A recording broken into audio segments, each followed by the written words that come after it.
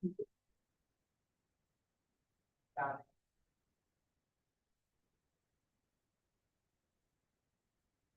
evening. Today is Thursday, August 20th, 2026.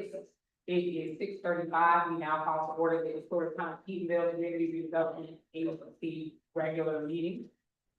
Ms. Bellinger, roll call please. Director Matt, Here. Director Jordan, Here. Director Randolph, Vice Chair Thomas, Here. Chair Craig. Present. Director Williams and Director Greathouse are not present. We are now ready for a moment of silence and pledge of allegiance.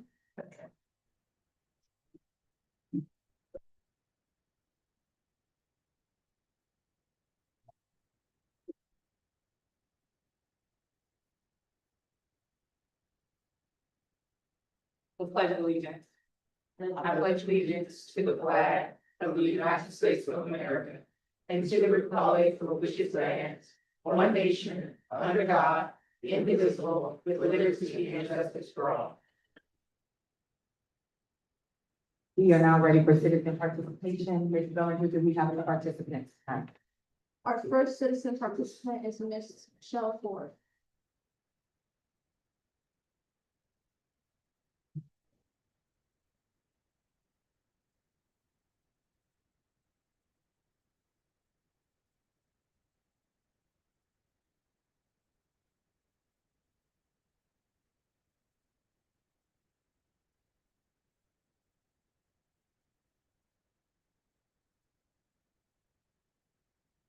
All right, we got it on share. Would you please pass it over to Ms. Bellinger for appropriate information? Thank you, Ms. Ford, and we won't count this against your 3 minutes. Thank you, Lord. So if you can see that post, it's on.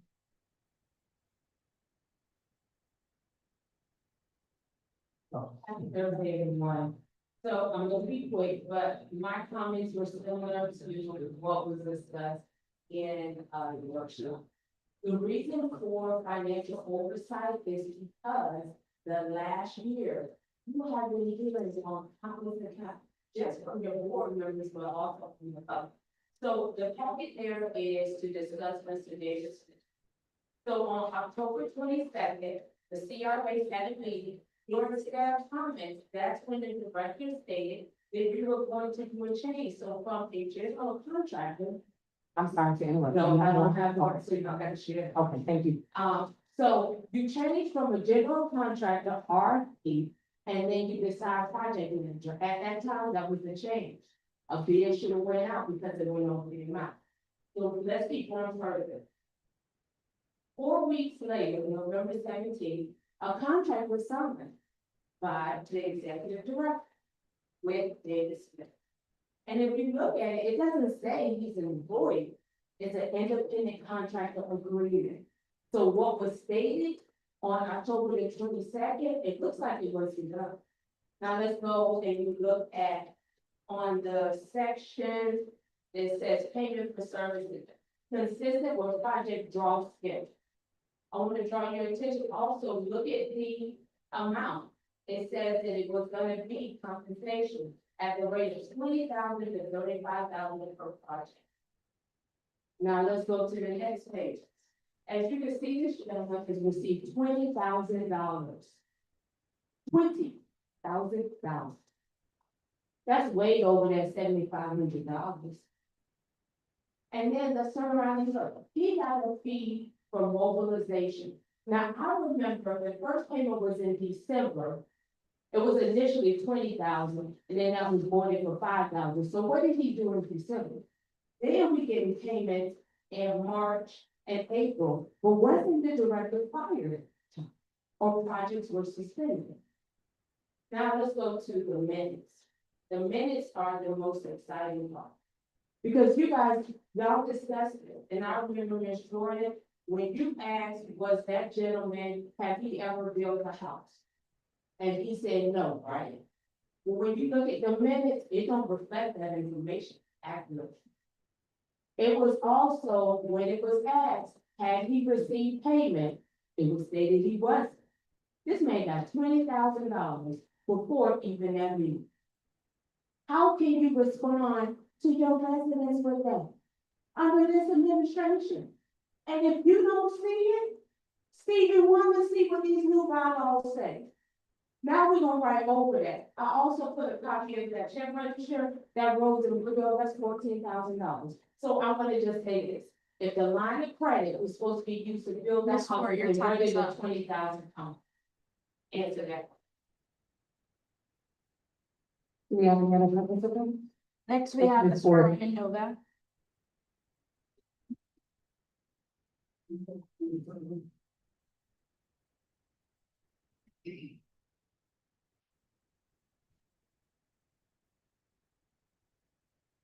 Hi, Jeff.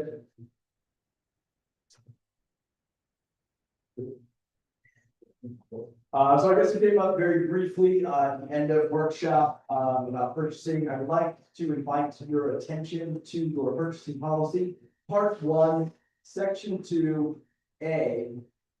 And again, D, that basically reinforces that a single vendor is annualized, not per project. It cannot be broken up into multiple things. It's an annualization for a single vendor.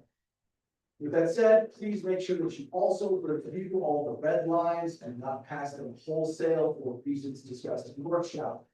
It was also brought up in the workshop, who oversees the day-to-day of the executive director? The answer is simple. None of you, not directly at least, because let's be very clear about this, guys. Michael Johnson is your chief executive officer. He is your CEO of the CRA. And a CEO does not answer day to day to anyone. He answers to a board that gives direction. And that is the beat that needs to be taken, because if you continue to just get into the minutia, the day to day of the operations, then you don't have a CEO any longer. You guys now are all jointly CEOs of an organization.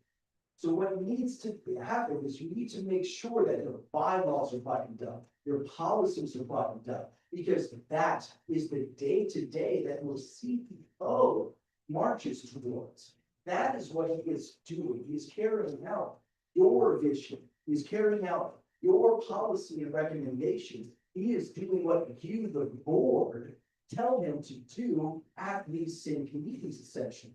So on the day-to-day, I'm sorry, I gotta disagree maybe with oversight on a CEO's day-to-day. Imagine a private company.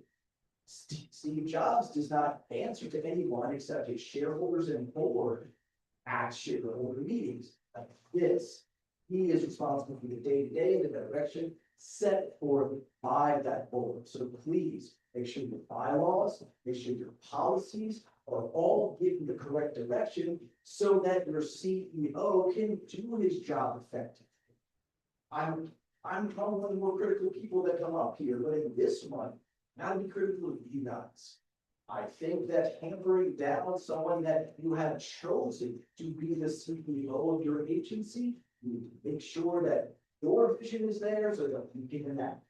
Thank you.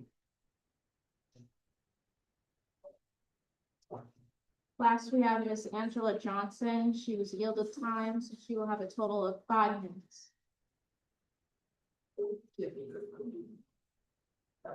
Who yielded? You tell us. Yes, sorry. She was yielded time by Selena. Board chair, executive director, members, attorneys. During your discussion in the workshop, you talked about that, and I disagree on this one a little bit, that the executive director could not report to the CAO. He can administratively. As long as the your bylaws make the correct statements. What I have here is CRA executive director, some language shall report directly administratively to the town CAO. The CAO shall be the executive director's immediate administrative supervisor and shall be responsible for his day-to-day, overseeing from day-to-day. However, the board then has authority over him for all of the lawful authority of the COA board. So I challenge you to figure out which direction you want to go in, because obviously there's been some concern for the road. My other comments regarding, and I stated this as a member of the board, regarding the David Smith contract. I challenge you, invite you, ask you, plead with you. Look at the purchasing policy to figure out whether the amount is the payment to the vendor on an annual basis, budgetary annual years. If so, then you may be concerned with the fact that there was bid splitting by paying $25,000 for each home.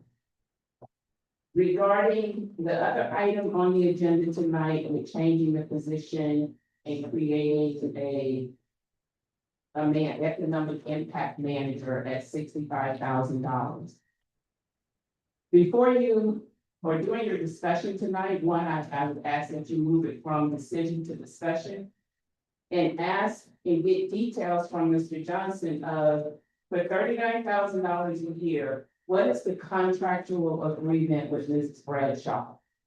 As a part-time person, is that 20 hours, which would equate to 1,040 hours a year, which is $37.50 an hour? Is that 30 hours a week, which is 1,560 hours, which comes down to maybe about $25 an hour? What is her hourly rate? How many hours is this employee working or contractor working? If she's now gonna work 40 hours, take the hourly rate times 2,080 hours, which is a full-time number of hours a person works. And if that is $37.50 an hour, then you're looking at about 70-ish, greater than 70,000 a year. If it's 25,000 an hour, you're looking at about 52,000 a year. So what is the hourly rate? Don't get caught up in the details that were provided, that you're gonna have a savings. And if this person has historically worked 30 hours, and she's now going to assume the role of Shaq's position, which was a full-time position, how does a person pick up an additional 40 hours a week if they're already working 30? Please get more details before you make decisions this evening. Thank you. There are no other citizen participants. All right, we are now ready for the approval of the consent agenda. You will see that there are meeting minutes from the special CRA meeting of July 7th, as well as the director's meeting from July 16th. That being said, I will entertain a motion. It has been moved. Is there a second? Is there a second?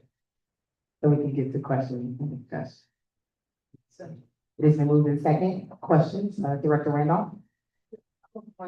In order to save time, those 2 or 3 items that we are looking to please, that we wanted to ask Attorney Jackson on those points from the discussion, if that can be a part of the board discussion on the agenda. That would be a part of the agenda. We're just approving the consent agenda right now. But are you saying that you want to take the workshop discussion and add it to board Yeah, discussion? those 2 that we were in question about, that we say we refer to Attorney Jackson. Those will be separate from this current motion. This is just for the Yeah. consent agenda, not the full agenda. Okay, But we can, when we get there, we can go ahead and add that. okay, that's fine.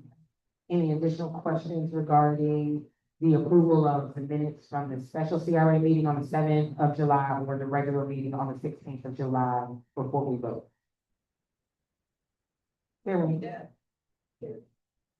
Councilwoman Randolph had a question about taking the conversation from workshop to discussion instead of straight to decision. And I was just letting her know that we're only approving the consent agenda inclusive of the 2 meeting minutes. But when we get to the next section, we can have the discussion that she's requested. So that being said, if there are no other questions or comments, all in favor of the approval of the consent agenda, please signify with aye. Aye. All opposed? Our consent agenda is approved. We are now ready for board discussion. I will yield to Director Randolph. Mayor, if you can address those two questions that we were in question about at the, workshop on the bylaws, that would take the place of the board discussion. All right, thank you, Director Randolph. So board, for those of you who joined us, either recently or at the end of workshop, we started workshop, the whole workshop was about bylaws again this month. We know that's an ongoing conversation. We all received a copy of Attorney Jackson's recommendation, and his red lines to the bylaws. We were all tasked with the responsibility of going through the bylaws, jotting down our own recommendations for discussion purposes. As a part of that conversation, there were a number of questions that came up that we wanted to bring before Attorney Jackson for some clarity. So that's Director Randolph's request, is that we lay those on Attorney Jackson since he's here with us now. Attorney Jackson, And for the record, Director Williams. good evening, Director Williams. I believe our concern, Attorney Jackson, was actually as to who does the executive director, report to. We are starting with section 3.4. Day-to-day, on the day-to-day, Yes, day-to-day, functions. So the executive director does not report to you per se on a day-to-day basis. He does, however, per the policy and procedure manual, which will also be updated, is under the supervision or oversight of the chair of the Toecra. So it's not as if there's no one who is able to look at, and I hate to say check his work, because he is the chief administrative officer of the agency, but for so the day-to-day oversight, for lack of a better term, he will fall under the direct oversight of the chair of the Toecra. and Attorney Jackson, I would like to add the context that it was the consensus of the members that were here for workshop at the time of that part of this discussion, that the phrase at the top of that section, appoint an employee, was to stay. And then down in that same conversation, the question about the reporting, it was recommended that it be clarified in that section that the executive director reports to the chair, and in the chair's absence, the vice chair. And I know that there were some comments earlier about who exactly he reports to. Again, he is the CAO, not the executive of this agency. So I do want to clarify that for the record, that he is the chief administrative officer who is responsible for administering business, day-to-day operations, and the Toecra budget. And in my personal experience, I, as the chair, have been able to work closely with Executive Director Johnson to just ensure that the objectives of the agency, as well as those of the board, have been acknowledged, have been heard. There were a couple of requests that were made tonight that have not been attended to yet, so we've made some commitments tonight to handle those. But there is a working relationship between an administrative representative of this board, which we have designated as on the town side as the chair, which is myself and Mr. Johnson. So, I mean, thank you for the clarity. Director Randolph, did you want him to go into any further detail about that, or are you satisfied with his response? Yes, so we need to go to the next one. All right. But do we need to clarify, it's at the bottom of that page in red, 3.45. 3.4 in the bottom. 3.45 basically tracks what the town charter says, in terms of, giving directions to the employees or to the executive director. It just basically just tracks what the charter says. It's actually has been discussed about the board to some extent, as to how that should be handled. And I believe the last time, or one of the times I can think of, it was spoken about, it was said that perhaps the way the town has it, would be applicable for the individual. Okay, so in the red, what is, giving instructions to that, the person that the board cannot individually give orders and our directions to the CRA executive director, either publicly or privately, for orders and our direction to be given to the CRA executive director by the board through a majority vote.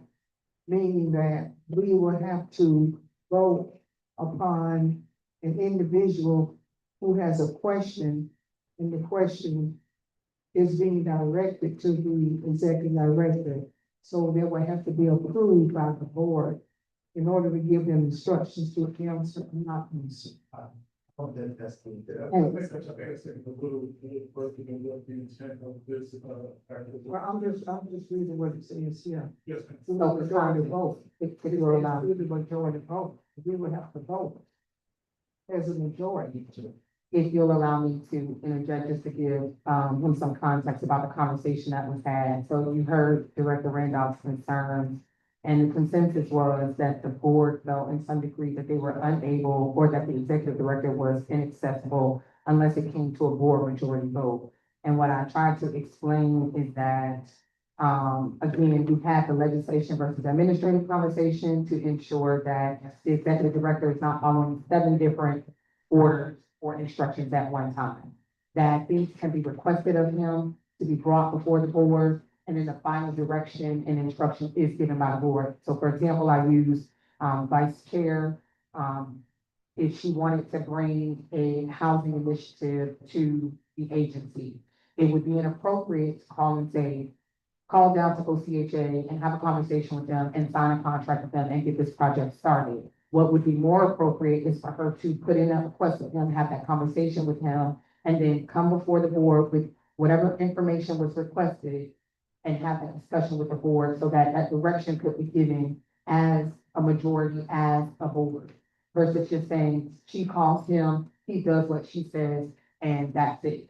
Because then that would leave him open to taking orders from 7 different people about God knows what. What would be more appropriate is to call and make a request and then bring that to the board and allow the board to agree that that's the direction they would like to go. Well, under that example also, Madam Chair, one thing that you're looking for and not obligated to do anything else with that example. Vice Chair Thomas to do that and direct the executive director to enter into a contract. She now recommends to obligate this board to do something without the entire board's vote or acquiescence to that. So obviously, no single board member has that authority to do. No single board member has the authority to do that. So that example would be a perfect example of what should not be done. Now, let's say the instance, however, that Vice Chair Thomas gives the executive director a call and says, hey, I would like for you to get me some information about X, Y, Z. That's different. She's not having to obligate the agency to one thing or another. However, even within that same example, if the executive director is working on a project and has other things on his plate, is he required to now drop everything that he's doing to do that on a project? That's the bigger question of what I think that this should also look to address also. Whether or not the executive director would ask to do something, has to drop past and basically for his staff working on to address a request or something. That's a bigger question that needs to be addressed. I think it's a little conflict into my intentions of what I'm trying to explain.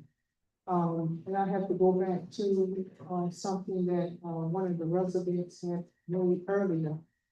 When, a question was asked in a meeting and it wasn't answered by an executive director. And I asked, can you please answer this, whoever question? I think that's what I interpret this to be, that in order for him to answer the question, we would have to vote as a majority for him to answer the question.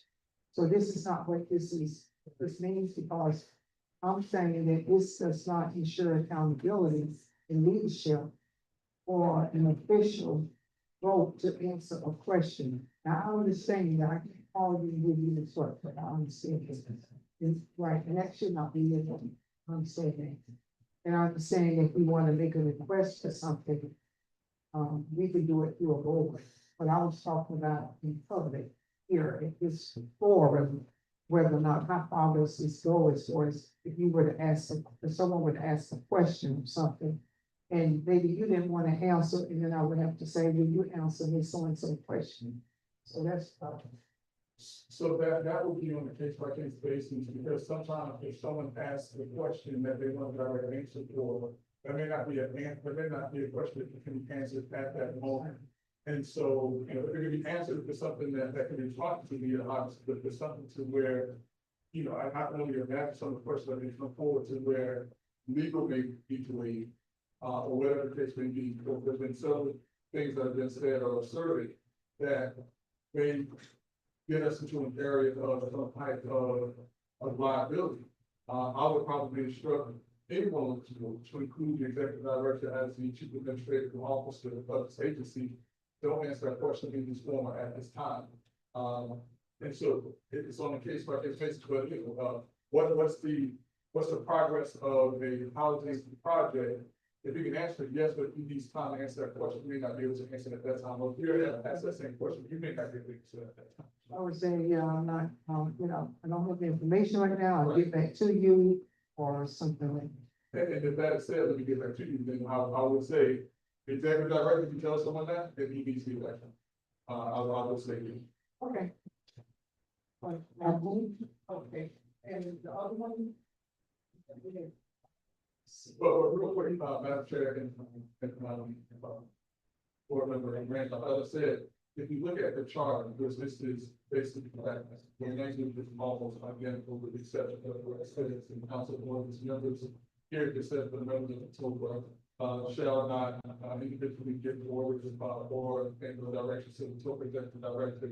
And it says shall deal with town and officers and employees who are subject to direction and supervision of the mayor, so will be the mayor.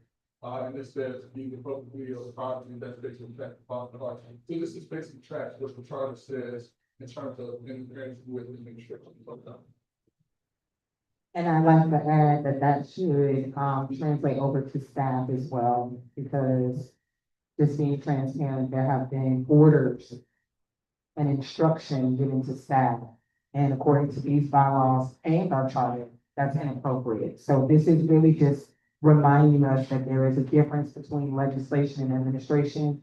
And while you have access to the executive director and while the staff are at your access as well, you do have them to get information and request over to you. Instruction and or orders would be a violation. Vice Chair. So if we're talking about the CRA and you say we be dependent of the town, why are we talking about the town? Well, we're not talking, because if that's the case, he's not an employee of the town. So he is. CRA. So what does this town charter have to do? But it's like, sometimes we see, good language in another document. It's okay to just use that language in address, but that does not mean that if you take a portion of the language from another agency, it says they decide which is agency that you now become under the authority of the director of the agency. This means that they have some language in there that fits a certain situation. Every single dollar, and every single charter that you look at, is taken from someone else's charter. That does not mean that whatever charter is taken from, whatever language is taken from, should now under or bound by that agency that it came from, which means it doesn't have to be language. If there's a situation that has come up, FRA has actually given some direction on this as well, when they say, let the experts be the experts of the staff and staff. So this language, when it comes up and you see it, you apply it appropriately, and that's why the language changed to fit the agency, because of that. So, you know, you can, you know, just like the town procurement policy, the CRA doesn't have town procurement policy, and so it uses the town procurement policy, but that does not now make CRA under the town. This means they have a procurement policy that the CRA can utilize as having some policy procedure. So that's not good. If it wants to, that it formulates some policy. And as I stated previously, this board, I think all of us are smart enough to know we can outrank Mr. Johnson. You can go say, Mr. Johnson, just say, go jump off the bridge and you do it now. I think we have better sense to know that we can't direct to help them what to do. But to be able to ask him a question, I don't see a problem with that question. So that So that's not saying that we can't have, okay, agree, so that's what I said last time. I'm not saying, I think this board is smart enough to know not to go direct to them what to do, because that, if you ask me, I'm saying right now, I wouldn't do right, but I'm just saying, to, this is good, but it's just kind of wrong. And I just think that we should be able to talk to him, like as he said, we have questions coming in. Whether he answers now or later, so be it, as long as we get it. If this language says something along the lines that that the total board did not interact with the executive director, that would be far further out of line, I would not certainly this does not say that, and so I just wanted to make that distinction. All right, then the next one was on 3.42. And that was a question for Attorney Jackson. And there, can you refresh your notes exactly what the issue was in that one too?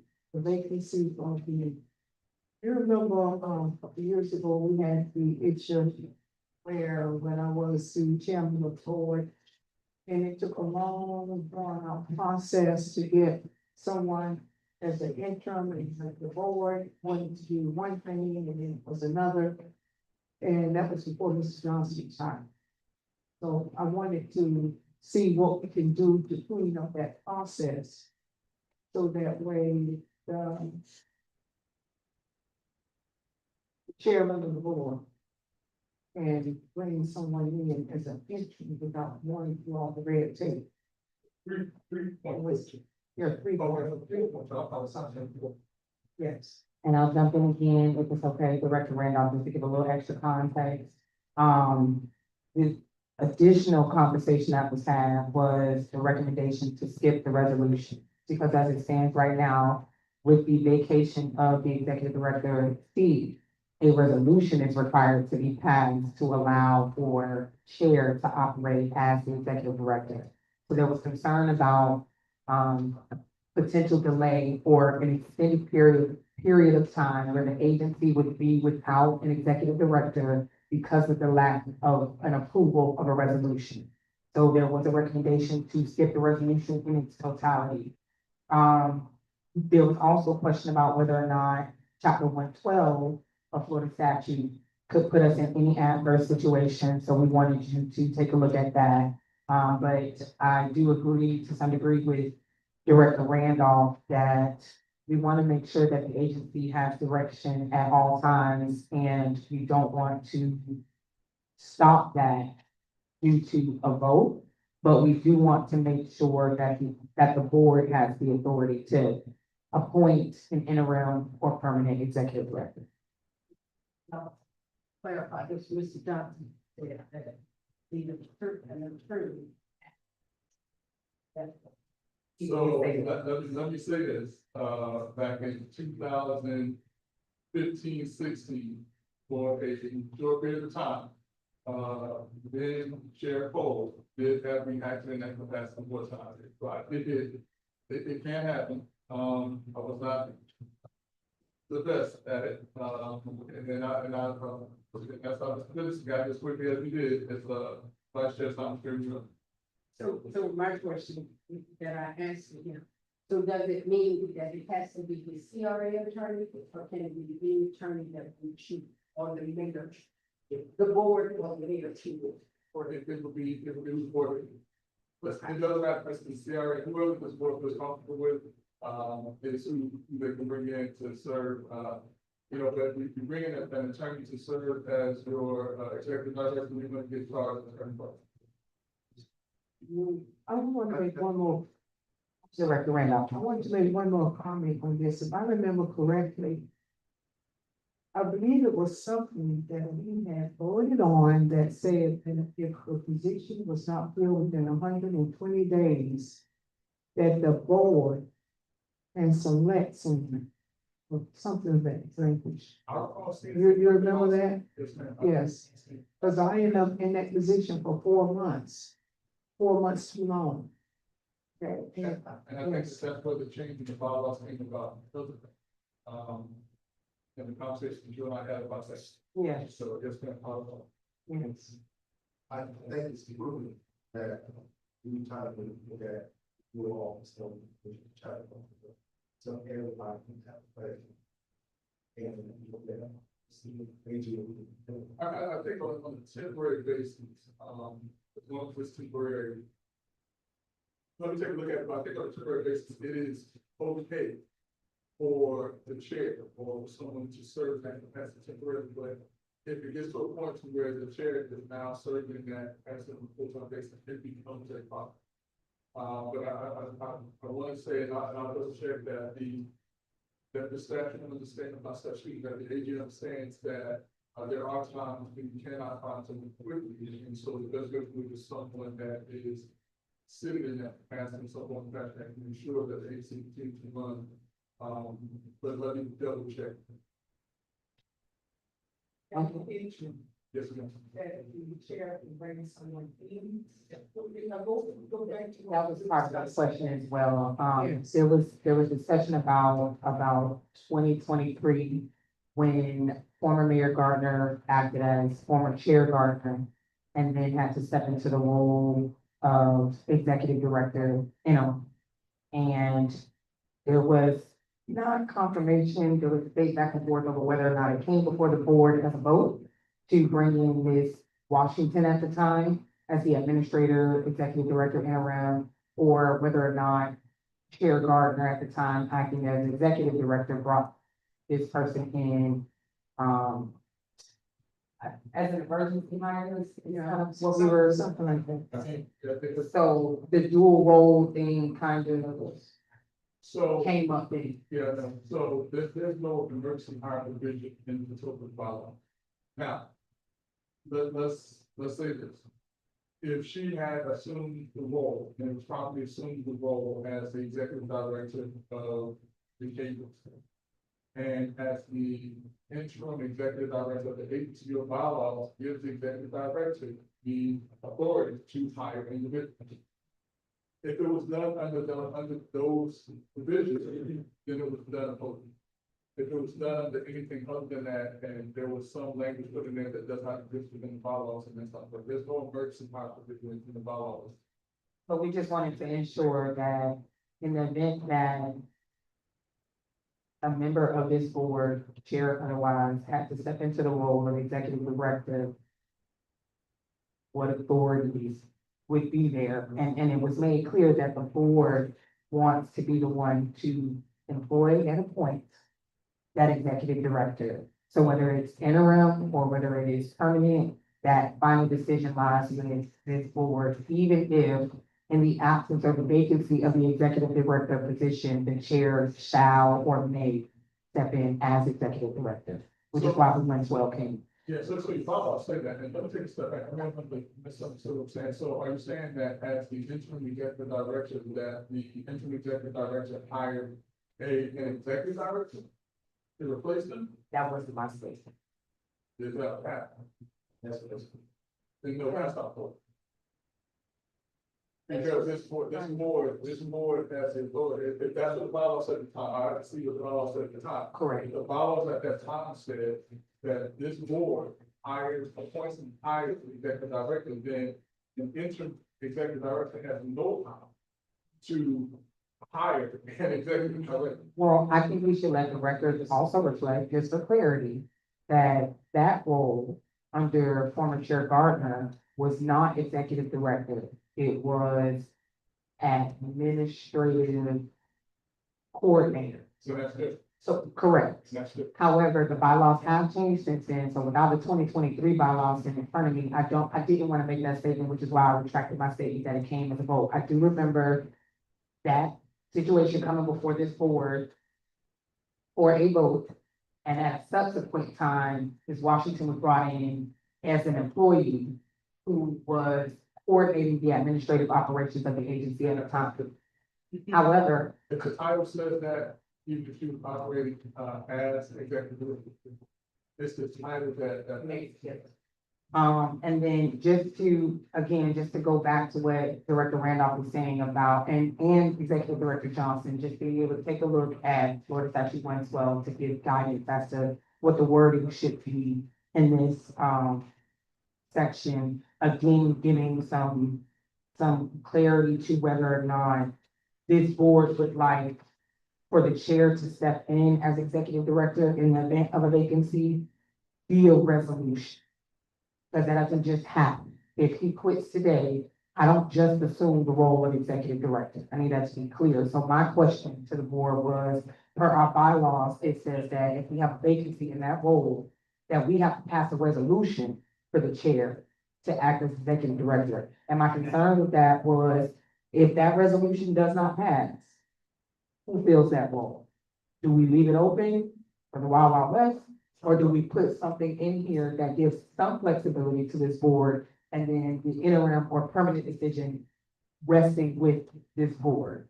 So the question about chapter 112 and the dual role came up, as well as whether or not the language of shall operate as the executive director, the chair shall operate as the executive director for a maximum of 90 days after a resolution has been passed by the board. Those are the concerns with that section. So Yeah, I would caution the board to be. until he looks at it. But just for context, because I know, correct, I would caution the board to be about. we put that section on hold just for the record. And Director Randolph, I thought you had one more question. Was it just the two? If I have a thought, but I'll just let the attorney look for you to take that direction. So those were the legal questions that happened, and before we move on to board decisions, because I know Director Randolph, you were specific that for board discussion, you wanted to discuss the legal issues that we wanted to bring to Attorney Jackson, so we can go ahead and move on to decisions. Just to play catch up for those of us that weren't able to attend workshop, we did start back at section 3, where we left off the last month. There were no changes to section 1, there were no changes to section 2. For sections 3.1 through 3.3, there were no changes. We started right with executive director. The points of discussion were whether or not we wanted to leave the phrase appoint and employ, because we know that there was some concern about who is the executive director's boss. So we're leaving that in to match the intent of the board, that we not only pick and choose, but we are the bosses of the executive director. W-2s and all alike fall under. He is a Toecra employee, for the record. So that came up, and then also in section 3.4, we wanted to add in some language, and we will take feedback from those of you that didn't have a chance to join us about who the executive director reports to on a regular basis administratively. So on a day-to-day basis, for example, the scale on the town side reports to the mayor, who we have as a representative for the executive director to work alongside to ensure that the wishes and the desires of the board are being met. And it was recommended that they report in some capacity, was not specified with frequency, that they report to the chair or to the vice chair in the chair's absence. Is there any pushback or comment about that? Sure. That's appropriate. Okay. Okay, just wanted the record to reflect some input before we moved on. And then we did get stuck in 3.42, 3.4.2, as well as, there was some conversation about 3.4.3. And I won't bring that up right now, Attorney Jackson, because I would prefer that for legal reasons, you take an opportunity to take a look at that, just to ensure that before we further discuss that, no.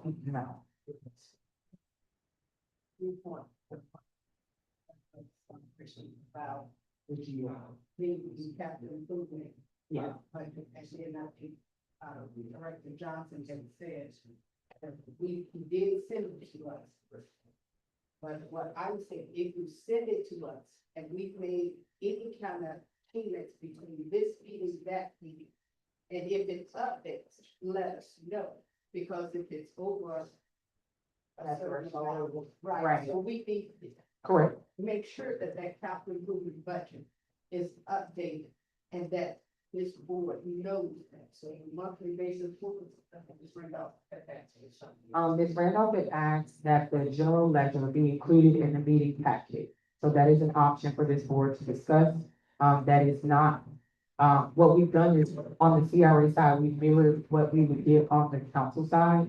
And so the GL is not typically added to that packet. So you do have access to it, of course, but it's just not typically put in the packet that would be on a monthly basis. Director Randolph would like that to be included. And so that is something that we can come back and discuss and get consensus on before we finalize that section. As well as there was something else, Vice Chair, Capital improvement budget, but like I said, he said that it is updated. so for the auditor, there has been an amendment to the requirements that our capital improvement, where it is blanket budgeted in our annual budget, there is a tracking sheet to help us keep track of every penny that is spent on capital improvement projects. So there was a discretion as to whether or not that should go in the annual budget, every dollar, every penny for every project, or if we just want that CIP that is required by the auditor for our personal looking at, if you will, to help us keep track of where those funds are going, to help us keep track of if any changes have been made, et cetera. Even if those projects have been previously approved by this board and schedule of fees and all of that, there was also, like I said earlier, there was a commitment to make sure that any projects that have been approved by the last board, their schedule of fees, the resolutions to accompany them, and minutes be provided to anybody that was not a part of those voting processes. And I think, Ms. Paula had said that she does keep track of, it. So if it's updated, how often is it updated on monthly, or, however, but just make sure that, we are getting. If the update is happening, it's happening automatically on the form that you send us, so we can just actually go and see those changes that has been made. Yes, Director Randolph. I want to make sure that I mention this, to make sure that we don't leave anything unturned. Now, the 3.3 on the vice chair, we were discussing about in the order, if the chair is not available, it's the vice chair. In the event it's something that we did not have the vice chair or the chair, if something drastically happened, if they're not here, okay? Then I think that the board should have an emergency meeting to appoint one of the, this is my opinion, and I'm shaking your head. No, I was just telling you this, I was town council, so can't, it's statutorily checked. I just wanna go over what I'm saying, that the board members can, appoint a chair until we get a chair, so how was that one? I do have a question in regards to that, you know what I'm saying? Let's say something would go wrong, like with the mayor and the vice chair right now. So who would be in this board? The next person. No,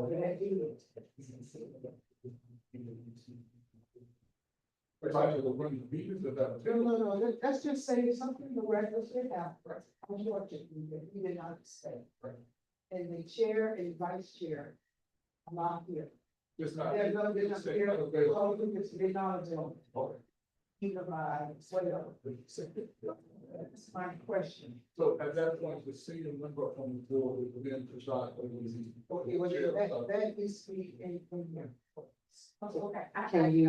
Since you threw that term out there, can you please define senior member? Because to her point, that did happen with this past election, where we lost both our mayor, well,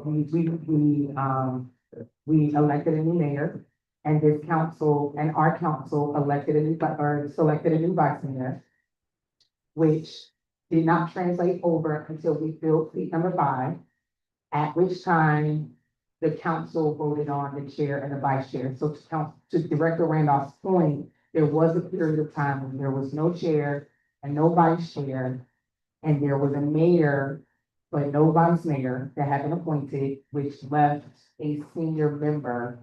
And there was a little bit of discrepancy about that. So if that is something that this board would like to discuss now, I think we should get some clarity. I mean, the clear thing here is the one serve the member on the board.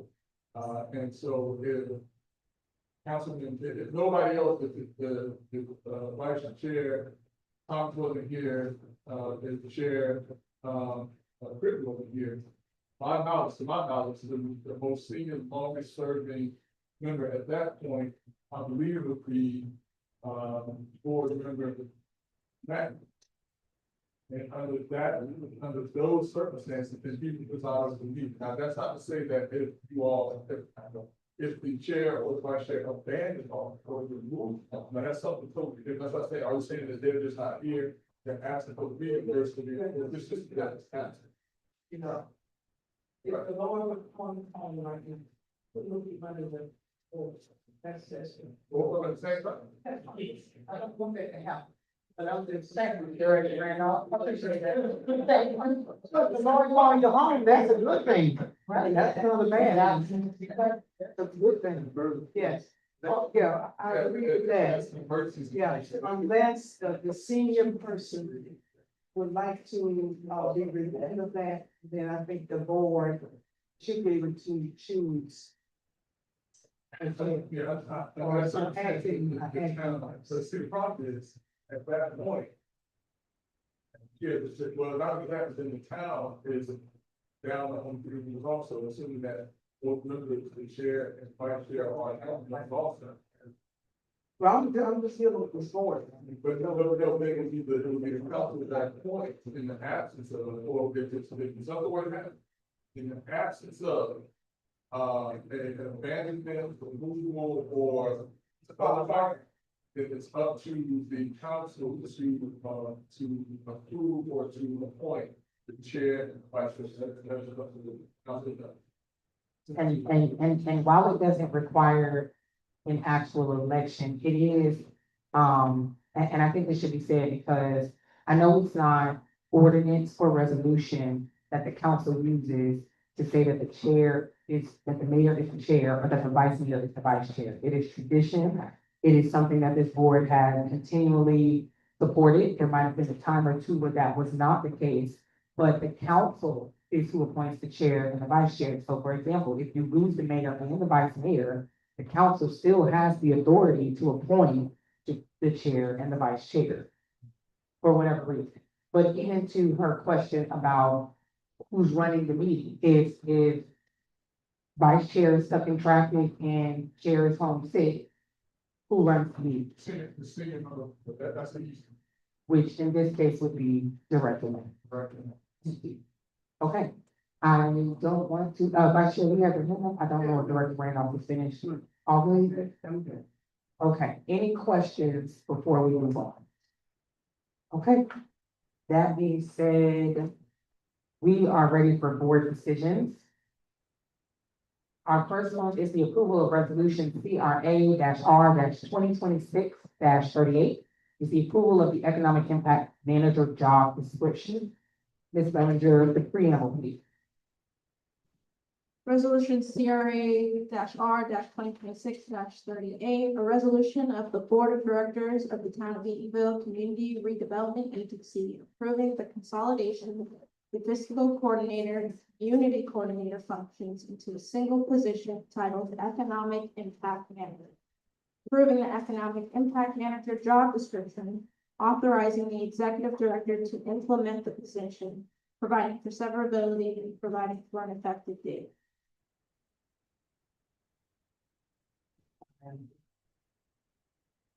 You have heard the preamble. I'll entertain a motion. It has been moved in second. I don't see any hands, questions or discussion. Got a question? All right, Vice Chair.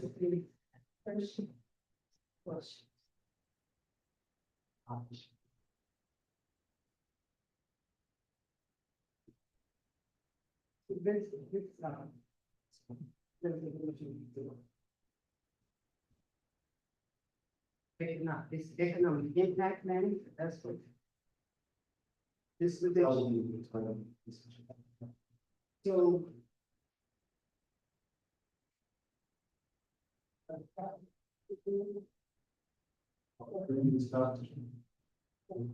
I don't think Say that again. I don't think I completely the whole job description. What I did is, as I told the board last meeting, that we combine the positions. This is just all three people, as I. So I think that we need to see all of the balance, not part, because if you're trying to your point, someone that we already have, we gotta make sure that this person is qualified for that position. And if for that, I think that that should be a board's decision and not. That's what I was thinking. When you said that. And it's not a person, it's a position. Now, it's partial information and not full. Those two job descriptions were approved by board, so. You always say that. It was. Excuse me for that, you always say that, but it was approved by the previous one. You have three. Okay, the board is the board, you got that right. So you giving me partial information and not all of the information. See, plus, if I'm not mistaken, the young lady, I'm not sure who you're trying to put in there, but it was Ms. Paul. I remember that she stated that she gave us part of her resume for whatever reason that was. So we need to see all of this information to make sure that this person is qualified for the position. And I'm not saying that she's not, but I would like to see all of this so that we can go through the whole entire job description, compare her resume to this, to make sure that she is qualified for this position, as well as I'm assuming she's gonna be finance too. That's just my opinion. One second. So, I want to clarify. I want to clarify because I think that we are looking a little too far ahead. This is just the approval of a job description. So this is the creation of that list. Partial, that's what he said. Well, let me finish. So this, what we're being asked to approve tonight is a new job description. And whether it is a compilation of other roles and condensed into one or whatever, the job description that he is asking us to approve tonight is what you see before us, the duties, etc. Whether that person that fills that role is his current employee or not, we're not there because that is administrative. So I do want us to kind of dial it back a little bit because we're being asked to look at a job description now. If we're looking at this job description and we're saying, for example, if, to your point, for example, section 2 says consolidation of position function. And it approves the consolidation of fiscal, administrative, community coordination, outreach, program management, related functions previously assigned to the fiscal coordinator and community coordinator. Then I totally understand your request to see those positions to see how this consolidation is parallel to or alignment with this one that we're being presented today. But I just want to make sure that we're not caught up in the who, but we're caught up in the what. So I want to agree and disagree at the same time. So I'm not caught up in who I really don't, but we're asking us to approve something that you've only given us partial information to approve this position. So we only have partial information, we can only. Again, I disagree. I think that the detail of the role is here in front of me. I mean, I don't. Meaning we did not include the job descriptions of any previously I'm approved not positions. talking about previous person. No, not person, previously approved positions. So this one is a brand new role based off of the information that's in front of us today. But I thought I heard the partial, so that's not somebody, so. Not a question. You're right on. So I'm finding the other. Saying about.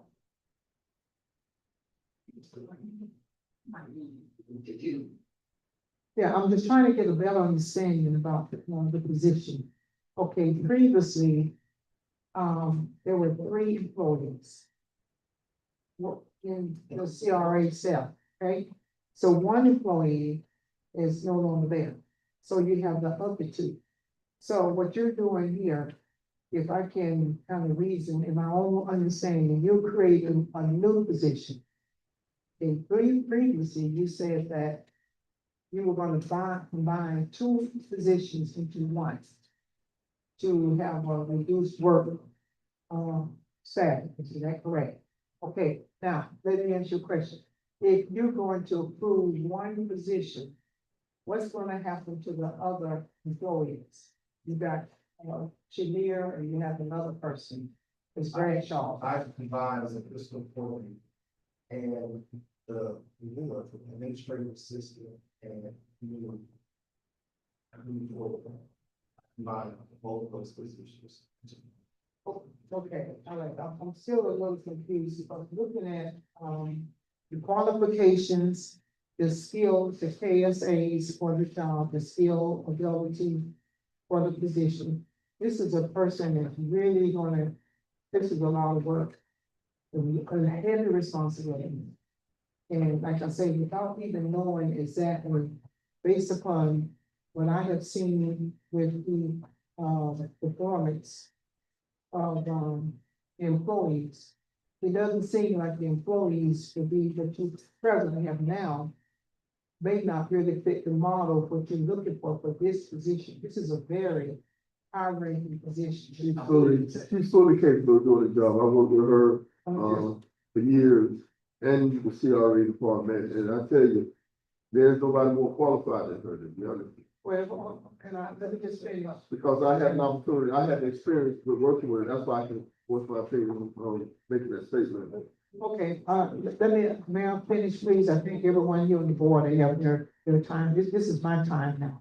So I'm just saying that based upon what I have been seeing as far as the performance of what the board has needed, the things that we asked for, and some of the stumbling blocks that we've had to face on finances and what have you. This is a pretty heavy qualified person to do all of this work. In fact, this person seems like they're more needed on the scale than what the executive director. And then for all of this, for $65,000, looking at it with all the responsibility, this is more than $65,000. And I'm just saying, I'm not telling you to change anything. I'm just saying, based upon the job's requirements and what is the qualifications for all this, it's worth more than 65. I'm not advocating to be more, but I'm looking at my evaluation and looking at jobs, and I look at jobs all the time. You know that for yourself. You wanna raise the salary? So I just wanna leave it at that. I echo that it was responsibility. Sure. But we do have a budget that we have to maintain. The future, expenditures, and then on now, September. Before, but this a lot will be for our. Director Williams. I mean, the only thing I want to chime in on, Mr. Johnson's responsibilities and day-to-day operation of the city. We don't need to be micromanaging, trying to say this person ain't qualified, or this is too much for one person, whatever. At the end of the day, he know what he needs to accomplish the different tasks he has at hand. If he feel that what he's providing us with is adequate to do that, then we need to vote accordingly and let's move on. But sitting there trying to have yourself in mind, this is a lie and this and that. At the end of the day, he has his team of people. Up to this point, they've been doing it. They have done a fantastic job. We just need to move on. Okay, Vice Chair, then I'll jump back in. Section 9. Says this is coming effective immediate upon the adoption by the owner of record. This position. It would be a new position that they could, market. Once you get the approval for them. Keep in mind also the budget, some of and the speed on and how we use it. Okay, I have one more before you, Director Randolph. So again, what's before you is a job description. Because that is our responsibility to approve the roles that help run the agency. I want to echo Director Williams' sentiments that executive director per the bylaws has to be tasked with the day-to-day operation. So it is our responsibility to establish this policy, this job description. It is his responsibility per the bylaws to fill this role and the duties therein. And again, if we flip to the purpose of the position, section 4, these are things that are already happening. So I know that one of the concerns was how do we accommodate a part-timer with a full-timer, but these are blended roles and responsibilities. So for example, fiscal administration already happening, budgeting, accounting records, financial reporting, procurement, purchasing, invoice processing, capital asset tracking, grant administration, documentation, reporting. The list goes on. The things that are already happening, things that were not happening in these roles for these people that we're talking about instead of positions would be coordination of CRA programs, events, workshops, community initiatives, relationships with residents. Those would be some of the newer things that would, if you were looking at the person and not the position, would be relevant. If you also switch over to, I believe it is section 7, towards the end, it says the executive director is authorized to make administrative and organizational adjustments necessary to avoid duplication of duties and provide for an orderly transition of responsibility. I think it would benefit us, and even in our oversight, to either put in an application or allow the executive director to administer, and then to hold them accountable to it. For example, Director Randolph has made, her purview that she looks at roles all the time. So I have no doubt that upon implementation of this, she would be able to look at the responsibilities of this role and the person that is ultimately hired for this role to say, you have these tasks and they're either being accomplished or they are not. And we are asking that you move in a different direction, but we have given per our bylaws the executive director the authority to hire and retain employees and consultants. So it would be our responsibility to say, we agree that there is a need for these roles as listed in section 4 and allow him to hire. Again, Vice Chair, I do echo some sentiment that if this looks to be, which it does, a compilation of 2 roles, that it would have been beneficial to have those 2 roles here for comparison. So I do echo your sentiment on that, but I need us to remind ourselves and to remember that it is our job to create policy and not to administer. Director Randolph, did you have some additional comments? To find out exactly how this, if this was approved, what would be the selection process for hire? Would this be sent out as an RF? No, ma'am, this No. is an employee. No. This is Okay, an employee. Now, I do have one, I'm sorry, Director, were you finished? I apologize.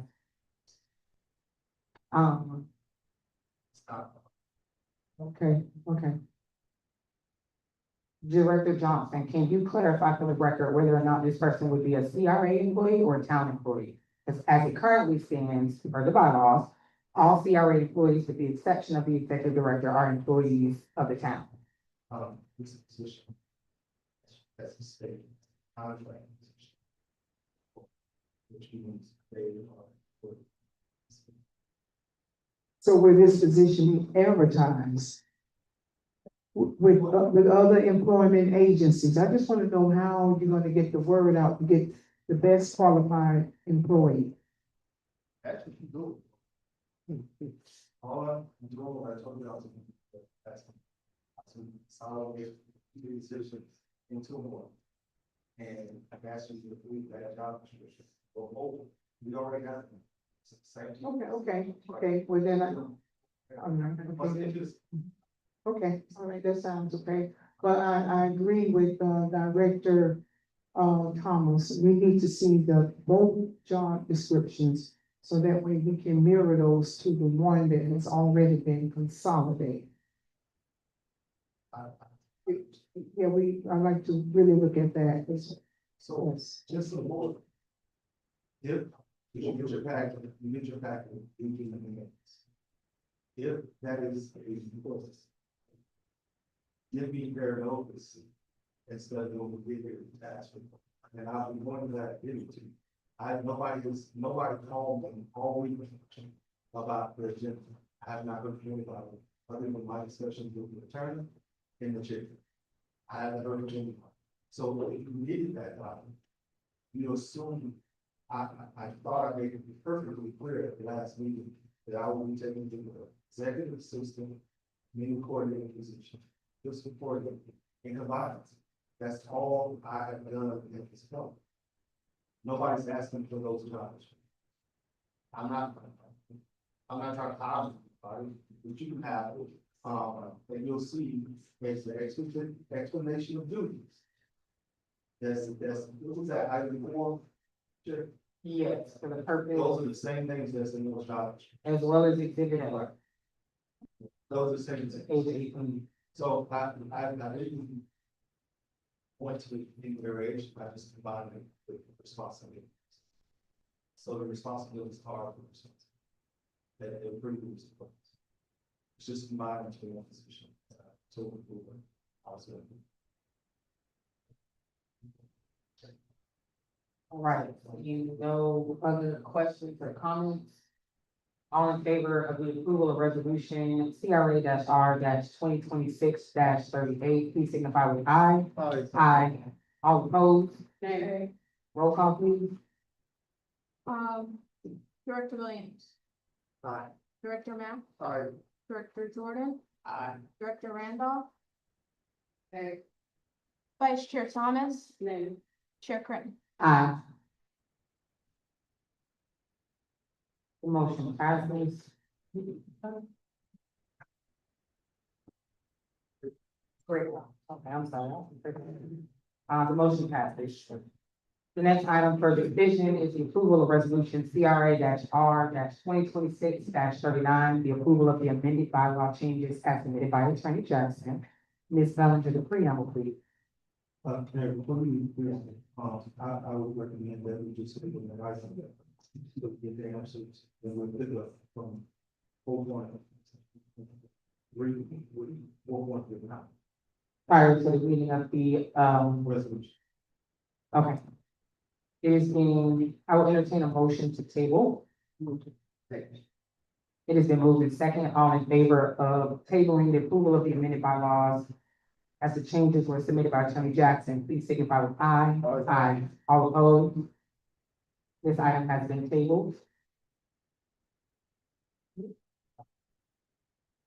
All right, we are ready for staff report. We will be the one in this to children. Tuesday. Okay. Okay. Okay. Yes. We are, engaging the conversation with, the chief of the federal office and Mr. Brooks, which having, we're waiting on this secretary with us.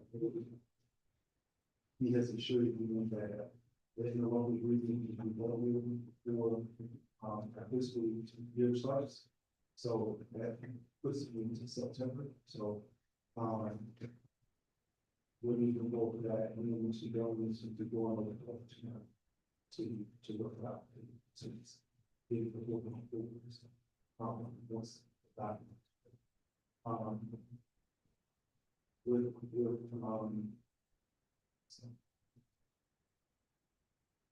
we'll come back to, can I do it? Yes, absolutely. Attorney Jackson. Yes, Madam Chair, I would like to take this opportunity, just to congratulate you, the entire board, along with Mr. Johnson on an admirable and a fantastic showing, with the TV2, Community Advisory Commission. Several months ago, this board took some actions, and was making some moves to show that this agency, the Eastville, is serious about redevelopment Despite what some have said about how this agency has been run, the individuals who have watched this agency from afar, that being the state, that being the county, that being other agencies who provide grant funding, have watched what this agency has done in you all's direction. And they have seen fit to where you all would move through a process that first and foremost, no one thought that you would get through. But at each step, as they looked at what was taking place under the direction of Mr. Johnson, as well as under the direction of the chairman of the board, to move this agency to a position where, for the first time in history, this town looks as if it will have its own tourism heritage. Oh, I'm sorry, and the CEO. I was gonna make sure he got his foot on. So thank you, Mr. Davis, as well for your leadership, for your support, and for being there when the county, when the county, when that board and that citizen advisory committee needed to see the town and the agency standing side by side together. Thank you, Mr. Davis, for being there, and for sitting in, and making sure that Mr. Johnson stood in concept together to put aside any doubt of where this town is headed under the direction of this agency, but if I can, under the direction of Mayor. Now, I just wanted to let you all know, those of you who did not receive Michelle Ford's handout, I will be printing copies and it will be placed in your mailbox, or you can just stop by town hall, I can give them out to you. Also, since you are a board of this community, I wanted to make you all aware that we have a project in the National Park Service to revitalize some heritage trail signage in the community. And officially today, we have opened up applications for the historic marker task force, which is going to be open to all residents of the community, longtime residents, familiar connections to the community, legacy descendants, as well as business ties to the community. If you could just spread the word, residents can find the application on the underneath the town clerk's department and forms and documents. We also have physical copies of the applications in the town hall.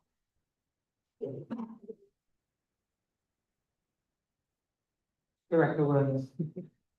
I just wanna, Mike and I, we talk on a daily basis, but I just wanna give kudos to him and the staff for raising the task that they had before them, the job they did to put on such a great showing in front of the advisory board from the TDC.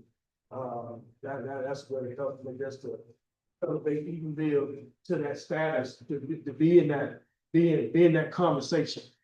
That's a great accomplishment. I just want to, thank the board. Hey, like I say, him and his staff, just to go after, that pool of money.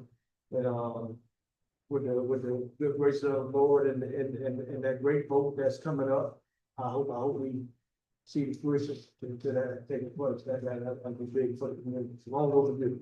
A lot of cultural heritage within this community that was founded in 1887 that we're so proud of. Just to see people coming to see something like that once it's, if that come to fruition, that'd be great. That'd be great. Looking forward to it. Thank you, Director Williams. Director Mack. Yes, again, thank you everybody for coming out this evening, being a part of CRE. Extremely important, that we continue coming in here and being engaged in town and on CRE business, because it's important, right?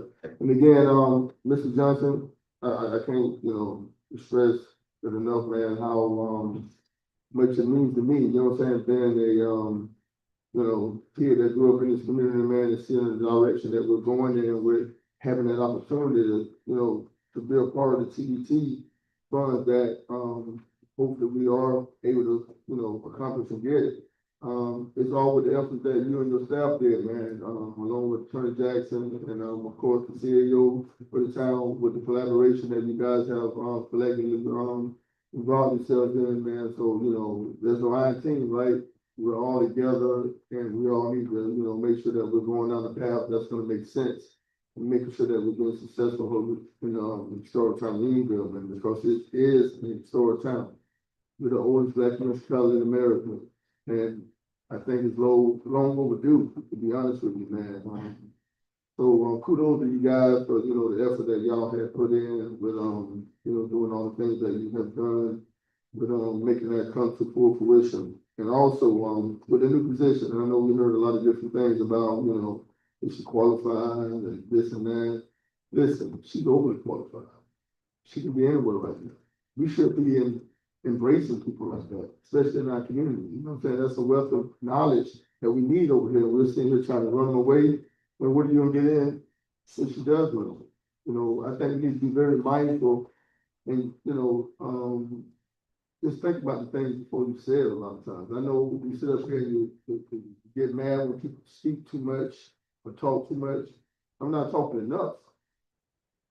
I'm not talking enough, to be honest with you. And if you don't like the idea that people talk too much, you have that opportunity to get up and walk out that door. And as a matter of fact, you didn't got to come back. So with that being said, I just want to make sure that we're very mindful of everything that's going on. I love this community. I grew up in this community. I've seen the changes that we've made over the course of years that we've been here. And now I'm sitting up here as a leader, and I want to continue having that lead way to continue to lead.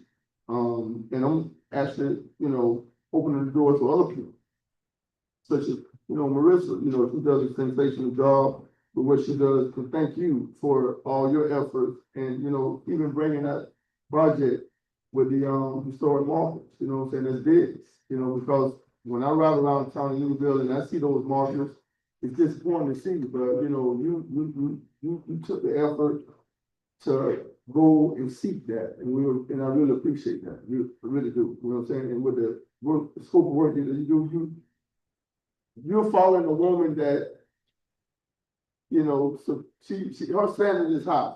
And I see it in you also, lady. I know you're going to school right now to get your daughter, so continue doing that. Keep striving. And I want to see you stay here.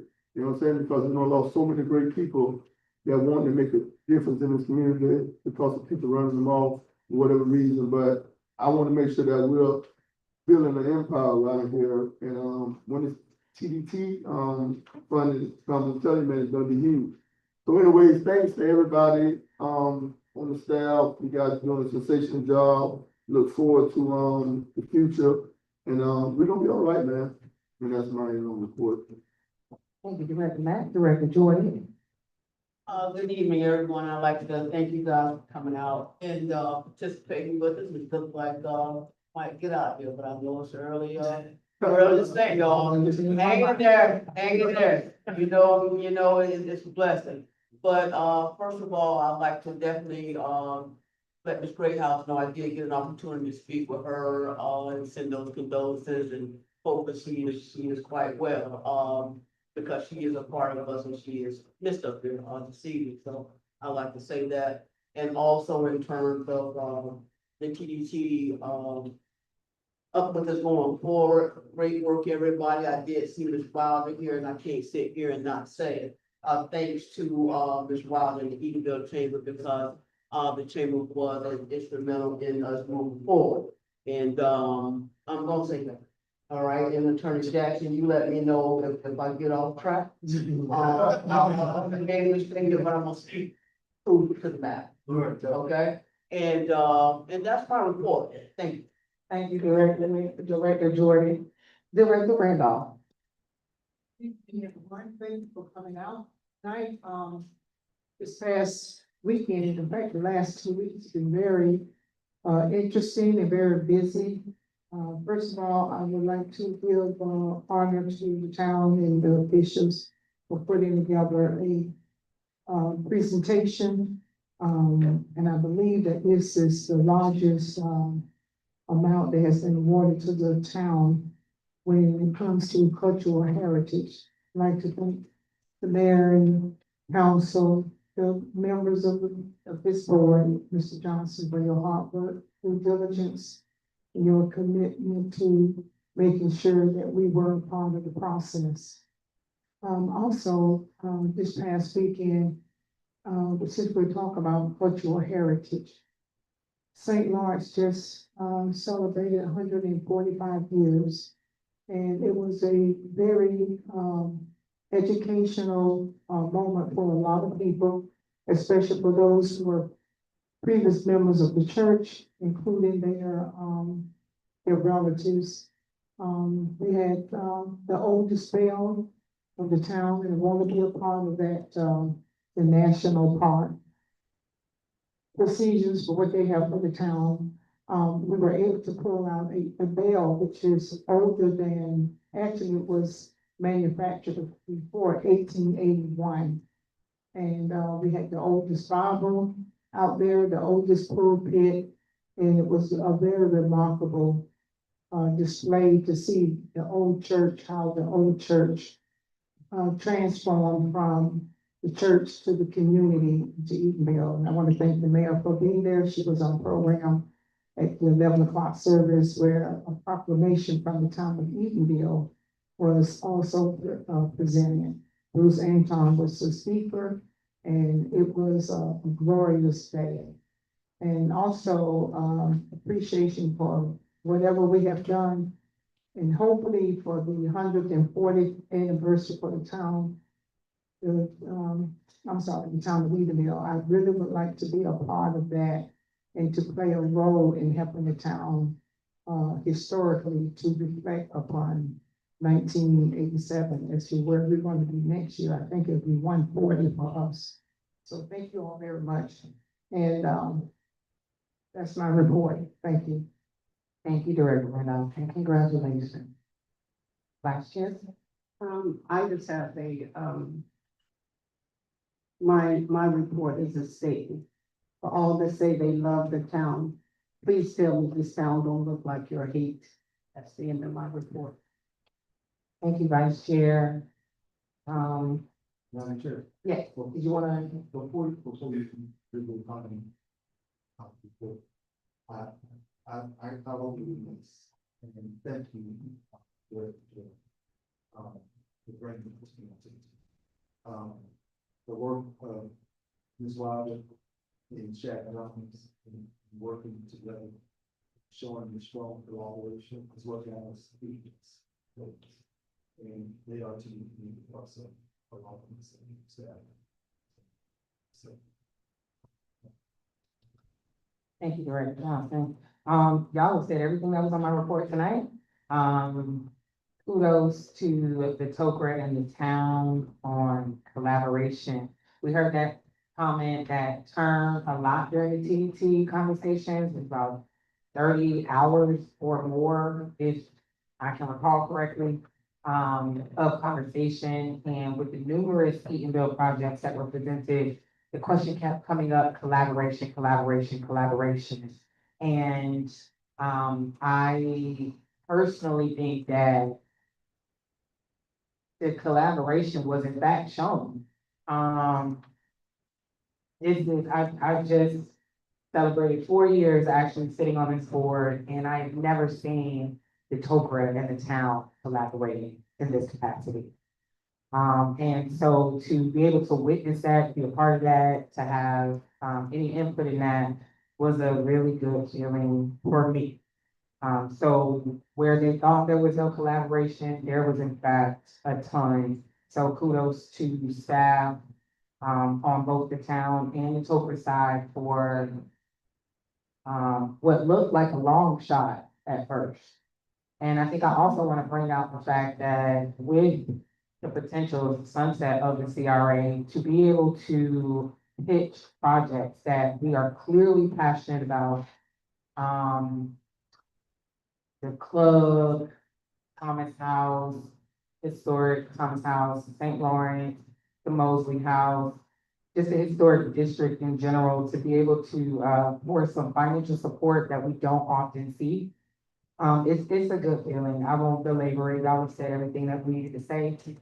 It did go before the TDT, and after a lot of conversation, it finally got the support that it needed. There was a ton of advocacy also in the room for that project. So in addition to Ms. Shakila and Ms. Wilder, I want to give a special thank you to Ms. Adrian Jackson, who was our delegate and our representative on the TDT, who made sure that not only did they talk about Eatonville, but that they talked about the CRA.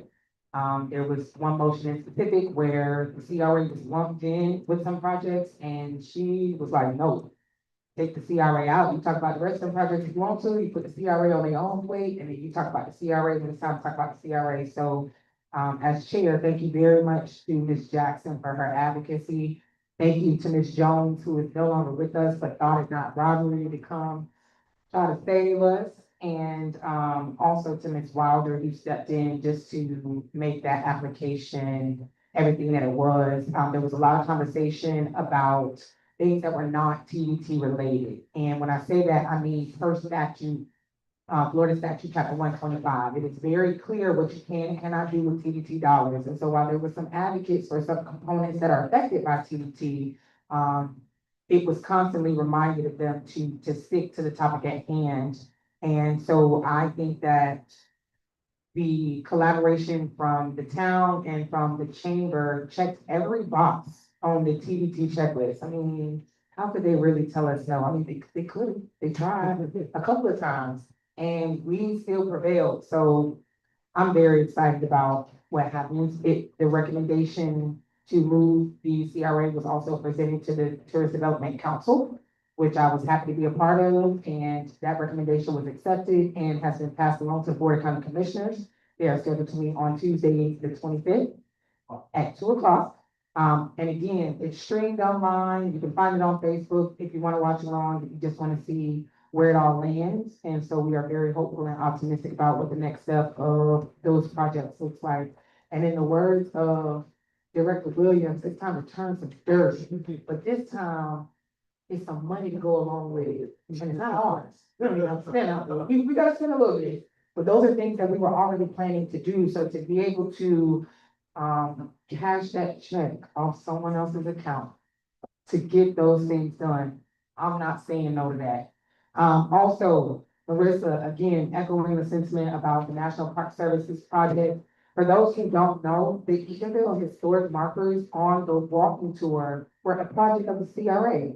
So I know a lot of times we don't see the productivity over the 28, 29 years that we've been here, but that's one of them, right? And some of them are beyond repair and deserve a lot of love and attention. And we're not just replacing them either. The project is to get creative with it. There are new components about history these days and about cultural tourism these days that we get to incorporate into that project. So I encourage everyone, something that Ms. Bellinger did not mention is that if you currently serve on the board, you cannot serve on that task force. So we don't get the pleasure of participating, but please be mindful, share it with a friend, share it with a neighbor, share it with a stakeholder, share it with a former resident to get some involvement, to get some feedback on what you would like to see. I've heard QR codes, I've heard Storify, I've heard what is it, holograms, I've heard all kinds of different things that can go into that project. So I encourage you guys to tell a friend,